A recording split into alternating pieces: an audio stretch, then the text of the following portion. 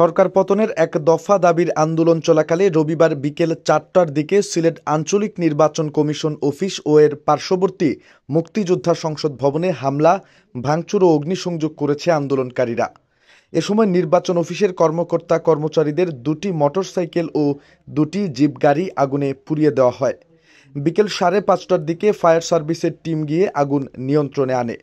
প্রত্যক্ষদর্শী সূত্র জানিয়েছে, বেলা ২টা থেকে মহানগরের শাহজালাল উপশহর পয়েন্টে কয়েকশো আন্দোলনকারী জড়ো হয়ে বিক্ষোভ শুরু করেন। এ সময় তাদের হাতে লাঠি সোঁটাসহ বিভিন্ন রকমের অস্ত্র দেখা যায়। বিকেল ৪টার দিকে হঠাৎ তারা পয়েন্ট সংলগ্ন সিলেট আঞ্চলিক নির্বাচন কমিশন অফিস ও মুক্তিযোদ্ধা সংসদ ভবনে হামলা ও ভাঙচুর করেন। নির্বাচন কমিশন অফিসের সামনে থাকা দুটি মোটরসাইকেল ও গ্যারেজে থাকা দুটি জিপ গাড়িতে অগ্নিসংযোগ করেন। এতে গাড়িগুলো পুড়ে ছাই হয়ে যায়। এছাড়া নির্বাচন কমিশন অফিসের বিভিন্ন কক্ষে ঢুকে আন্দোলনকারীরা ব্যাপক ভাঙচুর চালান। অপরদিকে মুক্তিযোদ্ধা সংসদ ভবনের ভেতরে ঢুকতে না পেরে গ্লাস ভাঙচুর করেন তারা। খবর পেয়ে বিকেল ৫:৩০টার দিকে ফায়ার সার্ভিসের একটি টিম গিয়ে নির্বাচন অফিসের গ্যারেজের আগুন নেভায়।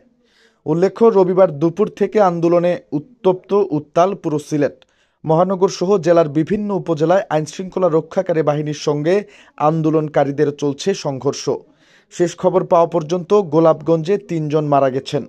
মহানগর সহ সিলেট জুড়ে পুলিশ সহ শত শত লোক আহত হয়েছেন।